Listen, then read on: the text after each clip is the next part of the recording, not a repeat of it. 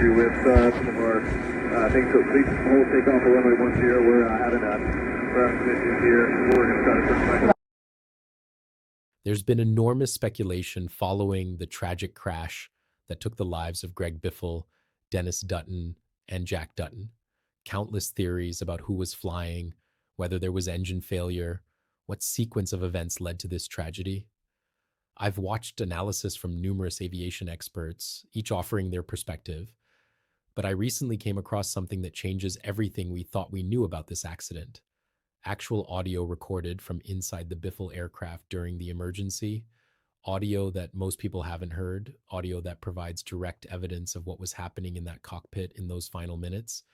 And once you hear this audio and understand its implications, the entire conclusion about what happened and why shifts dramatically. Before we dive into the audio itself and what it reveals, let me tell you where this came from and why it matters so much. The source is Dan Greider, an aviation analyst with very specific credentials that are directly relevant to this accident. Dan holds the single pilot exemption for the exact model citation that crashed. He's not just someone who's flown these planes casually. He's an instructor who specializes in this aircraft type, offering training, ferry flights, and test flights specifically in Citation 500 series aircraft. His experience base with this exact type is extensive and deep. Now, his reason for releasing detailed analysis before the official NTSB report, and I want to be very clear about his stated motivation, is time-sensitive safety concern. The full NTSB report won't be published for approximately 18 months. During those 18 months, i.e., other pilots will be flying these same aircraft. If there are lessons to be learned from this tragedy, lessons that could prevent another accident, Dan's argument is that those lessons need to reach the pilot community now, not a year and a half from now when another crew might face the same situation. Whether you agree with that approach or think analysis should wait for official findings, that's his reasoning. What makes his analysis particularly compelling is that he characterizes this as what he calls an easy crash to diagnose. That might sound presumptuous until you consider it's coming from someone with years of experience, specifically in this aircraft type, someone who trains other pilots in these planes, someone with deep familiarity with their performance characteristics and operational limitations. But here's where everything changes. Here's where we move from speculation to evidence. Dan was contacted after the crash by witnesses who were actually at the airport when this emergency was unfolding. There was an FBO, a fixed base operator facility, a service building at the airport that was monitoring the common traffic advisory frequency on a speaker system so people in the building could hear radio communications. And during this emergency, there were 5 separate radio transmissions from the Biffle aircraft. Multiple people in that FBO heard these transmissions in real time as this was happening. And critically, one person had the presence of mind to record one of these transmissions. Let me play this audio for you now. This is actual audio from the Biffle aircraft during the emergency. Listen carefully. Took off runway 10. We've got an issue here. We're getting everything going. We're getting our gear down. Now, if you haven't heard this audio before, if this is the first time you're encountering this evidence, I want you to understand how significant this is. This is not speculation. This is not theory. This is direct evidence from inside that cockpit. A voice, a person, someone communicating their situation in real time. And what that voice says, and equally important, what that voice doesn't say, changes our entire understanding of what was happening in that aircraft. Let's break down what this audio reveals, because every element contains information. First, the voice itself. According to Dan's analysis and corroboration from multiple witnesses who heard all 5 transmissions, this voice belongs to Jack Dutton, not Dennis, the experienced airline captain. Jack, the 21-year-old college student studying professional aviation. Jack is the one making radio calls, making position reports, communicating their status.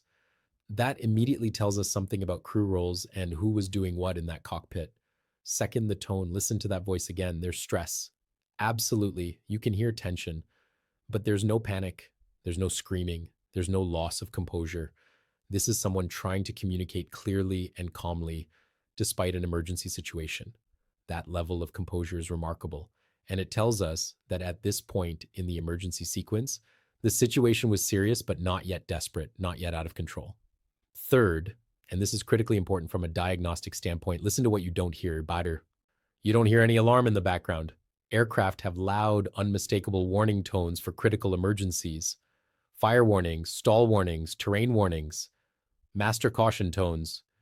If any of these systems were alerting, you would hear them clearly in the background of this transmission. The absence of audible alarm suggests that at this moment during this transmission, there was no fire indication, no stall warning, no terrain warning.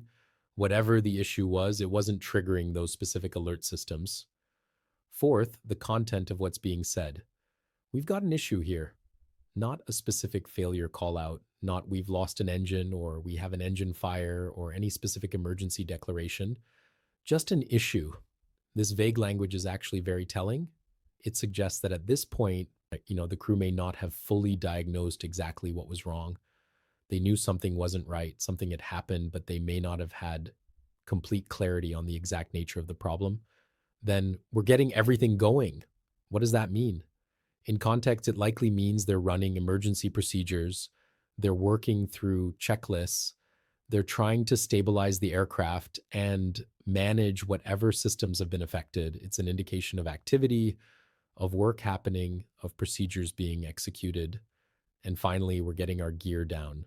This is perhaps the most significant piece of information in the entire transmission, and it's the piece that changes the conclusion about what happened. They're extending landing gear, they're configuring for landing. This tells us they've made a decision. They're not climbing away to gain altitude and work the problem at a safe height. They're not diverting to a larger airport. They've committed to an immediate return and landing. Now, here's where Dan's technical expertise becomes critical to understanding why this audio changes everything. He points out something that's specified in the Citation Operating Manual, something that every pilot flying this aircraft should know. The Citation, particularly at or near maximum gross weight, cannot maintain altitude with landing gear extended and full flaps deployed on one engine. The physics simply don't work. The drag from the extended gear and flaps, combined with the reduced thrust from operating on only one engine, creates a situation where the aircraft will descend no matter what the pilots do. Right? And based on his calculations, considering the number of people on board, likely fuel load, and typical weights, this aircraft was operating at or very near maximum gross weight. So if they lost an engine and then extended the landing gear, as we hear them reporting in the audio, they've put themselves in a configuration where maintaining altitude may have been physically impossible. This is where the conclusion shifts. This isn't about pilot error in the traditional sense. This isn't about someone making a wrong control input or forgetting a checklist item. This is about a decision chain, a sequence of choices made under pressure and uncertainty that put the aircraft in a configuration from which recovery wasn't possible, given the performance limitations of the aircraft in that state. Let's trace through what likely happened based on this audio and the technical analysis. Shortly after takeoff, something went wrong. Based on post-crash evidence of damage to the right engine and a missing baggage door, the likely scenario is that a baggage door came open, items were ingested into the right engine, and the engine failed catastrophically. Sudden, violent, unexpected. The crew immediately knew they had a serious problem, but in those first moments, they may not have had complete clarity on exactly what had failed or why. Their instinct, their training for any serious problem after takeoff is to get back on the ground. The airport is right there behind them. They just left from there. They know the runway. They know the layout. It's familiar. Turning back seems like the obvious, safe, conservative choice. So they make the decision to return immediately rather than climbing to altitude and working the problem there. As they're maneuvering back, as they're setting up for the return, they're also running emergency procedures. If they've identified or suspected an engine failure, the procedure includes securing the failed engine, reconfiguring systems, and preparing for a single engine landing. Part of preparing for landing is configuring the aircraft, which includes extending landing gear. And this is the critical moment. This is where the sequence becomes irreversible. When they extend that landing gear, when they add that enormous drag to an aircraft that's already struggling on one engine at high weight, they've committed their energy state. The aircraft is now descending, and there's no configuration change available that will allow them to climb or even maintain altitude. They're going down. The only question is whether they can make it to the runway before they run out of altitude.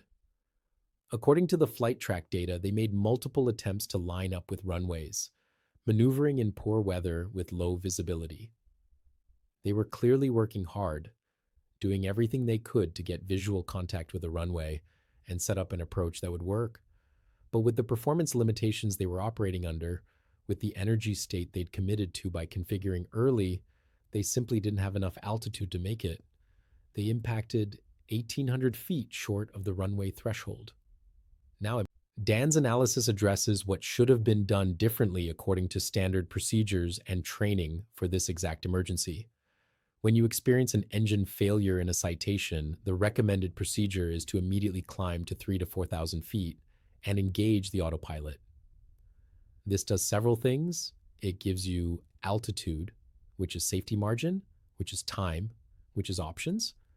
The autopilot can fly the aircraft stably on one engine for approximately 2 hours. During that time, you declare an emergency with air traffic control. You coordinate with them for vectors to an appropriate airport, ideally a larger facility with longer runways and better emergency response capability. You have time to run all the checklists completely and methodically, time to brief the approach, time to make sure both crew members understand the plan, time to configure the aircraft at the appropriate point in the approach rather than early, time to set up a stabilized approach with proper speeds and descent rates. You're not rushed, you're not low, you have margin for error. And here's the detail that makes this even more tragic. The Biffle aircraft traveled 26 miles during the 10 minutes from takeoff to crash. Charlotte Douglas International Airport, a major facility with long runways and full emergency services, was only 32 miles away. 32 miles.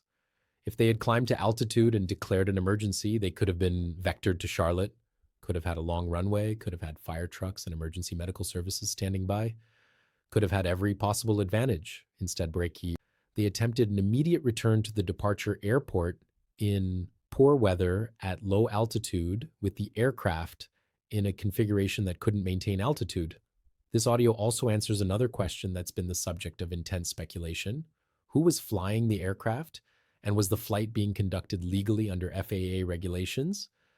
The fact that Jack was making radio calls doesn't definitively tell us who had the flight controls, but it's a strong indication of crew roles. If Jack was handling communications, Dennis was likely flying, which makes sense given that Dennis was the only person on board with a citation type rating and the experience to act as pilot in command. But here's the regulatory issue that this raises. According to publicly available FAA records at the time, Dennis Dutton did not hold a single pilot exemption for the citation. That means he was required by regulation to have a qualified second in command. Dan acknowledges that it's possible Dennis had obtained this exemption recently and the database hadn't updated, but based on available records, he needed a second in command. And Jack, according to FAA records, did not hold a multi-engine rating and was not citation certified. If Jack was acting as the required second in command but didn't have the necessary qualifications, that raises questions about regulatory compliance. And I'm going to be very careful here because I'm not a lawyer and I don't fully understand all the implications, but if a flight is being operated outside of regulatory compliance and an accident occurs, that can have significant implications for liability, for insurance coverage, for potential legal proceedings. These are complex questions that will likely be examined very carefully as this case proceeds. But from a purely operational safety standpoint, setting aside the regulatory questions, there's a human factors issue here.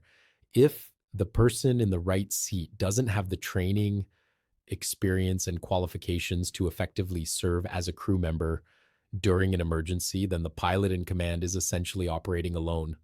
They're trying to do everything themselves, fly the aircraft, manage systems, run checklists, make decisions, handle communications. That's an enormous workload, especially in an emergency at low altitude and poor weather. In a properly crewed aircraft with 2 qualified pilots, workload is divided. One pilot flies while the other manages systems and runs checklists. They cross-check each other. They catch each other's errors. They share the cognitive load. But if one pilot is doing everything because the other person doesn't have the knowledge or experience to help effectively, task saturation can develop very quickly. And when you're task saturated, when you have more demanding your attention than you can effectively manage, errors happen, critical things get missed, decisions get made without full consideration of alternatives. Dan also makes an interesting observation about Dennis's background that relates to expectation and aircraft performance. Dennis came from the Air Force and then flew for Delta Airlines, spending decades in large transport category aircraft. Those are jets with multiple engines and enormous excess power. If you lose one engine on a large jet, you still have tremendous capability. You can climb, you can maneuver, you have options. A Citation with one engine failed, especially at high weight, has very limited performance. It might barely maintain altitude, it might not be able to climb at all. The handling characteristics are completely different from large jets. So if Dennis's mental model, his expectation of what the aircraft could do on one engine, was based on his experience in large jets, he might have expected more performance than the Citation could actually deliver. He might have thought he could configure for landing and still maintain altitude, because that's what a 757 or a 767 would do. But the Citation isn't a 757. It's what Dan calls, in very direct language, an underpowered aircraft, particularly on one engine at high weight. There's one more detail from the investigation that I find absolutely remarkable and that I haven't seen widely reported. There was another aircraft, a Piper Aztec, that had taxied out behind the Citation and took off shortly after them. And this Aztec also returned to land shortly after takeoff. The reason isn't entirely clear. It may have been weather related, but what's remarkable is that this Aztec landed on runway 10, the same runway where the Citation had just crashed and was burning. The Aztec landed on that runway while the wreckage was still on fire. I cannot imagine what that must have been like for that pilot. The stress, the fear, the difficulty of that situation. Now I need to be very clear about something. Everything I've just shared is analysis and interpretation based on available evidence. It's not official findings. We won't have those for many months when the NTSB completes their investigation. But this audio, this actual recorded evidence from inside the aircraft, combined with technical analysis of the aircraft's performance limitations and the flight track data, paints a very clear picture of what likely happened and why. The conclusion that this audio leads us to is not about blame, it's about understanding. This was a situation where a catastrophic mechanical failure occurred at the worst possible moment, immediately after takeoff at low altitude. The crew made a decision to return immediately, which is an understandable and common instinct. But that decision, combined with early configuration and the performance limitations of the aircraft in that state, created a situation from which recovery wasn't possible. No amount of skill, no perfect execution could overcome the physics once the aircraft was configured the way it was, at the weight it was with only one engine operating. The question that Dan is trying to get the aviation community to grapple with is this: if other pilots find themselves in the same situation, engine failure, shortly after takeoff in a Citation, will they make the same decisions? Or will they remember this accident, remember this analysis, and choose differently? Will they resist the instinct to return immediately and instead climb to altitude where they have time and options? Will they delay configuration until they're certain they can make the runway? Will they consider diverting to a larger airport with better facilities? Those are the life or death questions that this audio and this analysis raise. And that's why Dan felt it was important to release this information now rather than waiting 18 months for the official report. Because if this information can prevent even one future accident, if it can help one crew make better decisions in a similar emergency, then getting it out quickly despite the risk of being wrong about some details is worthwhile from a safety standpoint. My heart continues to break for everyone affected by this tragedy, for Greg Biffle's family and friends, for the Dutton family who lost both a father and a son, for everyone in the racing community who knew and loved Greg. This is an unimaginable loss. But if we can learn from it, if we can understand what happened well enough to prevent it from happening again, then perhaps some meaning can come from this tragedy. If you found this analysis valuable, if this audio and the technical breakdown helped you understand what likely happened, please subscribe to this channel and hit the notification bell.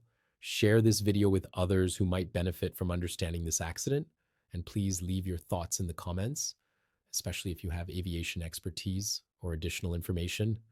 Thank you for watching, and may we never forget the 3 lives lost in this tragedy.